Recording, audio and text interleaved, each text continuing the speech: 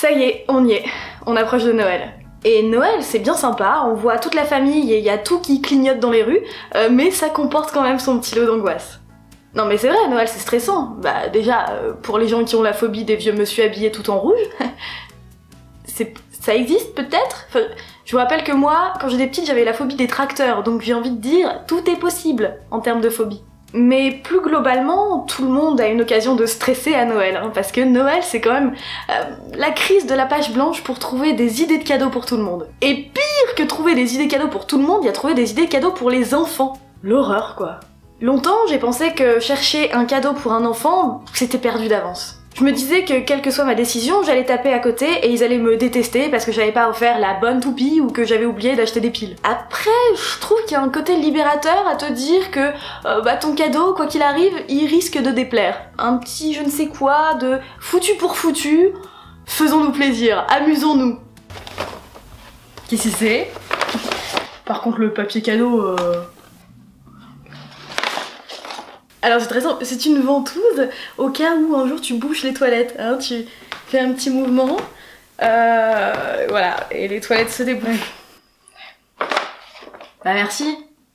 Alors parce que je sais qu'offrir des cadeaux à des enfants c'est une mission que même John McClane il assumerait pas, bah j'ai sauté sur l'occasion quand PandaCraft m'a proposé de découvrir leurs produits. PandaCraft, c'est une marque de kits éducatifs à destination des 3-12 ans. Tous les mois, autour d'un nouveau thème, de type les dinosaures, ou les méduses, ou les dessins animés, ou l'espace, on reçoit une activité manuelle et un magazine. Ça par exemple, c'est le lance-fusée et la fusée que j'ai réalisé moi-même de mes petites mains sur le thème de l'espace. D'ailleurs, PandaCraft a rencontré Claudie Aigneret pour réaliser ce kit. Et Claudie Aigneret, en fait, faut savoir que c'est la première femme française à être allée dans l'espace. Et quand j'étais petite, c'était une de mes héroïnes. Dans le magazine qui accompagne le kit, elle incite les enfants à réaliser leurs rêves. Et puis elle explique aussi à quoi ça ressemble d'aller dans l'espace avec des mots simples. Et oui, donc le lance-fusée, je l'ai réalisé moi-même. Je l'ai monté moi-même. Je suis trop fière. Ça c'est le lance-fusée. Et ça c'est la fusée.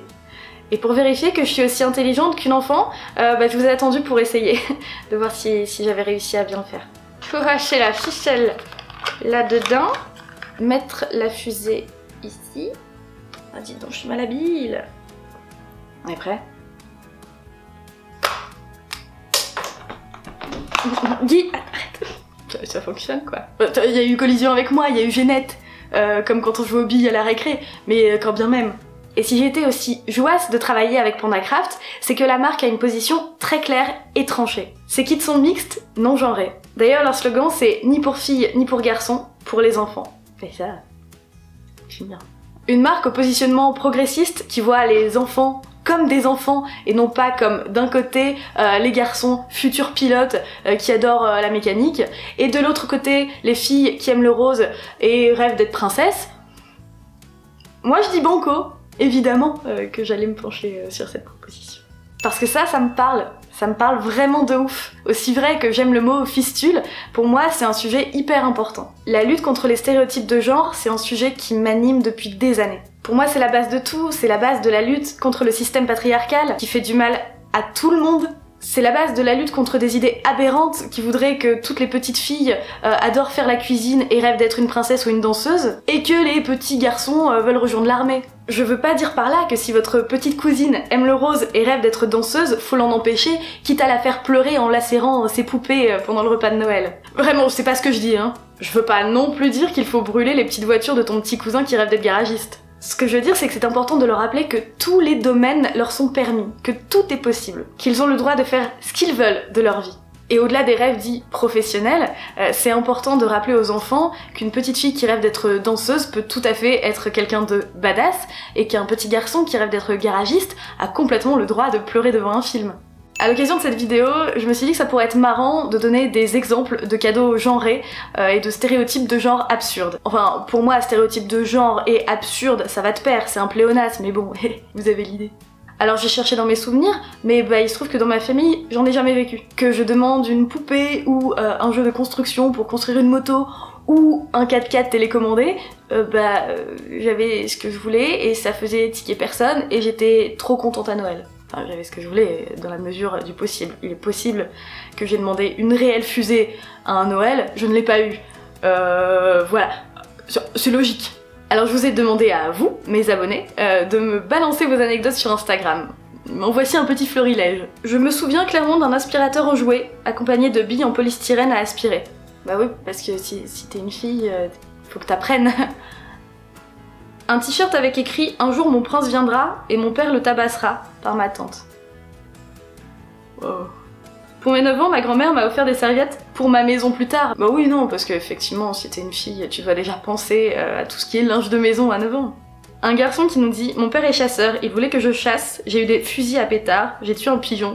Crise. » Ah non, RIP le pigeon, non vraiment, enfin je ris parce que c'est raconté marrant, mais c'est triste. J'ai demandé un pistolet à billes, ma mère en a quand même cherché partout un rose. Parce que bah, sinon on n'a pas le droit quand on est une fille d'utiliser le pistolet à billes qui n'est pas rose. C'est toute logique. À Noël à 10 ans, j'ai reçu une poupée Bratz. Les adultes m'ont disputé parce que je n'avais pas l'air contente. Je jouais à la voiture et au Lego tous les jours. C'était écrit en majuscule, c'est pour ça que je crie. Il y avait quand même un indice dans le fait que j'allais pas kiffer. Pas très observateurs les gens parfois, hein, les adultes, fou. Un fer à repasser en fonte de la part de ma grand-mère. J'avais 7 ans. Je pense que perso j'aurais essayé de m'assommer avec pour oublier ce cadeau. Mauvaise idée. PandaCraft a aussi eu l'initiative de demander à ses abonnés leurs expériences à ce sujet. Et le résultat est dingue, ils ont eu plein de réponses, mais tu peux encore participer en envoyant un mail à l'adresse qui s'affiche ci-dessous. Comment je fais bien la speakerine. Perso, je sais pas si c'est parce que je suis fille unique ou que j'ai une famille super, ou les deux, mais en tout cas j'ai pas eu de problème dans ma construction de moi. Jamais on ne m'a dit que telle ou telle carrière m'était hors de portée parce que j'étais née fille. À un moment, probablement d'ailleurs inspirée par Claudie Agnoret, j'ai eu pour lubie de devenir astronome, et non pas astronaute, moi je voulais rester sur Terre. Et clairement on m'a dit, bah ok, enfin ça va demander des années d'études et énormément de travail, mais si tu bosses à fond, pourquoi pas? Quand j'ai voulu être journaliste reporter d'images, surtout pour couvrir les zones de guerre, pareil, j'ai beau réfléchir, jamais on m'a dit qu'un métier ou une ambition ou une activité extrascolaire m'était interdite parce que bah, j'étais une fille. Pas par ma famille en tout cas. Le reste de la société, les médias, la pop culture, oui, bien sûr. Mais ma mif, jamais. Guerre. Je sais toujours pas faire les cœurs avec les doigts, ça c'est une constance. Après si j'étais arrivée en leur disant que je voulais être mangeuse de pâté en croûte professionnelle quand je serais grande, potentiellement qu'ils m'auraient dit que ce métier n'existait pas et que c'était impossible. Mais c'était pas lié à mon genre quoi. Ceci étant dit, le métier que j'exerce aujourd'hui depuis 3 ans n'existait pas à l'époque. Donc tout est possible. Peut-être que mangeuse de pâté en croûte sera ma profession prochaine. Oh, et en vrai, tous les parents devraient réagir comme ça. Je veux faire culpabiliser personne. Hein. J'imagine bien que quand on est parent, on fait comme on peut et comme on veut. On compose dans la mesure du possible avec l'éducation qu'on a soi-même reçue. Mais vraiment, c'est tellement important de faire comprendre aux enfants qu'ils ont le droit d'être qui ils ont envie d'être. Et c'est hyper important aussi de ne pas leur mettre de pensées limitantes liées à leur genre de naissance. Le reste du monde va leur mettre suffisamment de limites, en vrai. Et ce serait quand même super dommage que les personnes les plus proches d'eux, et les personnes qui les aiment le plus, leur en mettent aussi. T'as des enfants, des cousins, cousines, neveux, nièces, et tu galères à trouver des idées de cadeaux non genrés? T'inquiète mon petit, je suis là. Bah déjà, évidemment, t'as PandaCraft. Sérieusement, ça aurait existé quand j'étais petite. En fait, j'aurais demandé à être abonnée pour recevoir mon enveloppe tous les mois. T'as la version de 3 à 7 ans et la version de 8 à 12. Bon, perso, j'en ai 30. J'ai passé 1 heure sur le kit et j'ai beaucoup aimé. Y a pas d'âge pour aimer bricoler. Des Lego. Il y en a qui sont genrés, mais il y en a pas du tout. Et il y en a quand même beaucoup qui ne sont pas du tout. Des jeux de construction, métalliques ou en bois. Perso, je me souviens quand j'étais petite, il y avait une grande roue à monter soi-même, genre en métal, et c'était trop stylé, elle tournait toute seule, ça me rendait dingo! Des trucs pour découvrir le monde et développer la curiosité des enfants, comme un microscope, ou un télescope, ou un appareil photo, ou que sais-je. Allez, sur ce, je vous souhaite une bonne course de cadeaux et de bonnes fêtes de fin d'année. Et comme disait Maria Carey, All I want for Christmas is la fin des stéréotypes de genre qui empêchent les enfants de réaliser leurs rêves si ces dits rêves ne correspondent pas à des clichés hétéronormés. Quoi, c'est pas ça les paroles ?